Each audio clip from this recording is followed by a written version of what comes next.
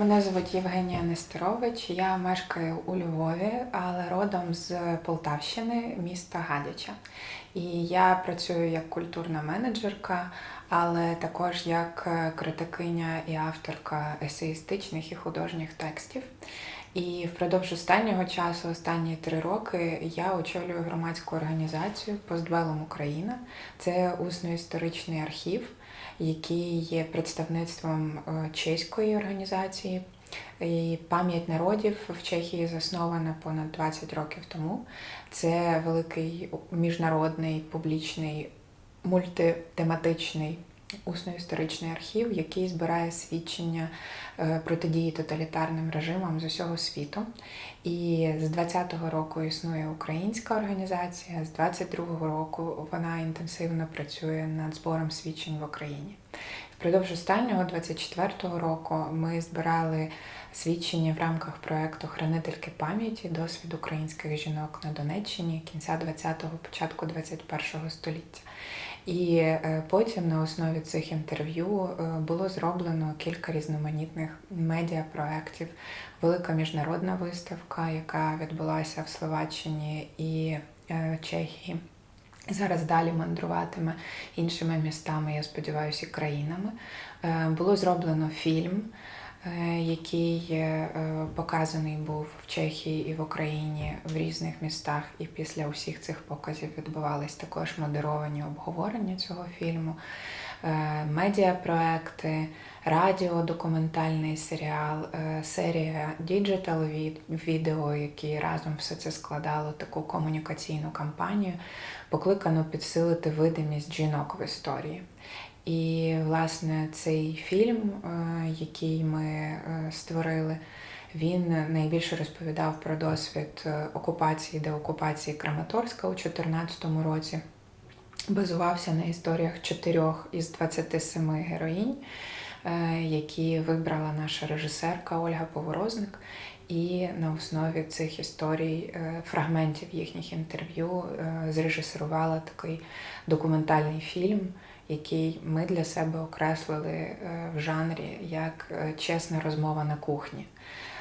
Це складні спогади, це, звісно, не найстрашніше, що можна було би почути, на жаль, в свідченнях українок про російську війну і про їхні досвіди окупації, особливо зараз, 22-го року. Але це також досвіди, які не мали місця в інформаційному полі України до 22-го року, і було дуже мало простору для сприйняття цих досвідів, для того, щоб їх почули ті, хто цих досвідів не мав. І наш фільм називається з 2014 року «Жіночі історії Донеччини». І, власне, ось це повторення з 2014 року, воно звучить у більшості інтерв'ю, які ми записували, бо це момент, коли все змінилося. І не тільки для наших героїнь, мешканок Краматорська, але й для всієї країни, бо війна почалася тоді, навіть якщо тоді багато хто цього не усвідомлював, як в Україні, так і за кордоном. І в 22-му році для багатьох стало очевидним, власне, те, що відбулося в 14-му. Тому для нас було важливо ці свідчення зібрати. Ще одна важлива річ – це те, що крізь призму жіночих історій Краматорськ як місто і цілий регіон, Донеччина чи так званий Донбас, вони розкриваються з зовсім іншої перспективи, бо жіночі історії дуже відрізняються від чоловічих і від такого загального цілісного наративу. Бо жінки зазвичай описують те, на що мало звертають уваги. Це не великі історичні події, а це так звана історія повсякдення. Чи працювали дитячі садочки, чи була їжа в магазинах і решта побутових речей, на які ніхто не звертає увагу, поки вони є. Але війна Це часто дестабілізація якраз цього повсякдення. І жінки займаються тим, щоб стабілізувати це життя, щоб забезпечити всіх їжею, безпекою, спокоєм. І ця функція, така невидима робота турботи, вона мало потрапляє в підручники і мало потрапляє у великі історичні наративи. І нам дуже хотілося підкреслити це.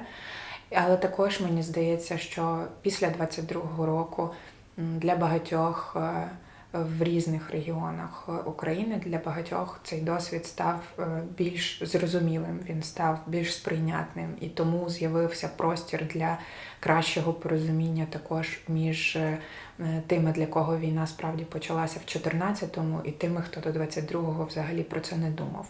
А це дуже важливо для подальшого розвитку українців як спільноти і для побудови цього співчуття і порозуміння всередині українського суспільства. Ці обговорення, які відбувалися після кінопоказів, вони також відбувалися в цьому форматі щирих розмов. І наші фасилітаторки, одна з яких також є героїнею фільму, інтерв'юеркою в рамках нашого проєкту, вони провадили ці розмови як рівний з рівним, даючи безпечний простір для усіх, хто прийшов, поділитися своїми досвідами, поділитися своїми свідченнями. І оскільки ми природньо не любимо говорити про те, що нам болить, то для цього треба створювати отакі спеціальні кола довіри і безпеки, в яких люди можуть хоч би в рамках 1,5 години відчути себе в такому безпечному просторі, де вони знають, що не тільки їм було страшно, не тільки їм було боляче, і можуть і мають простір для того, щоб розповісти про пережите. Бо насправді, як ми вже знаємо, проблема травматизації, проблема посттравматичного синдрому, вона часто полягає в тому, що людина не має можливості комусь про це розповісти, про травму, яка відбулася. І немає нікого, хто би сказав, це справді було жахливо, і я тобі співчуваю.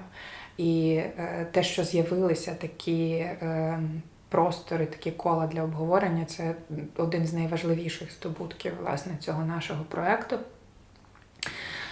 І також про Краматорськ як місто ми прагнули розповісти через історії цих жінок, і це було зроблено в рамках виставки міжнародної для чеської і словацької аудиторії. Разом з нашими чеськими колегами ми вибирали із цих свідчень фрагменти, які би крізь персональні долі і історії розказували про місто, і про регіон, і про країну.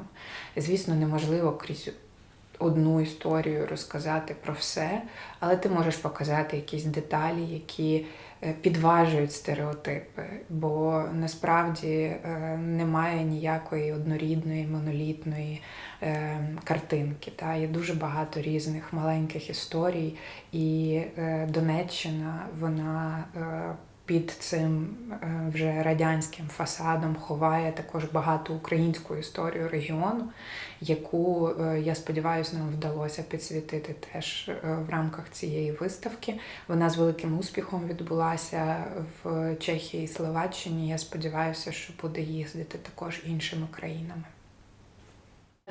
І, мабуть, варто сказати ще, що тут на резиденції я нарешті мала змогу трошки підсумувати всі свої міркування і досвіди в праці над цим проєктом і зібрати їх докупи в такому одному цілісному есеї, який я тут написала про цей досвід збору усно-історичних свідчень, жіночих усно-історичних свідчень під час війни, і про те, які питання, власне, постають, коли ми зараз спробуємо записувати і працювати з такими свідченнями воєнного часу, ще перебуваючи, власне, в цій ситуації. Бо дуже багато зараз є різних документаційних ініціатив і є розуміння того, що варто збирати ці свідчення, поки вони свіжі, але з іншого боку, вперше в історії ми опиняємося, власне, всередині Великої війни. І маємо так багато способів зафіксувати, задокументувати свідчення очевидців і учасників. І ми ще до кінця не розуміємо і не знаємо, як поводитися з цими свідченнями. Бо раніше це відбувалося тільки довго після того, як події вже відбулися. І свідчення вцілілих після Голокосту записували 20 років після того, як все відбулося. Та свідчення після Другої світової війни так само збиралися довго вже після того. І тому є дуже багато питань, які важливо для себе фіксувати в процесі цієї роботи і продовжувати цей внутрішній професійний діалог з іншими колегами, інтелектуалами, дослідницями, які також займаються цим, і пробувати фіксувати це в таких есеїстичних текстах. Мені зараз видається одним з найпродуктивніших способів. Тому я, власне, вдячна цій резиденції за можливість подумати в тиші і записати ці роздуми для себе і для інших колег.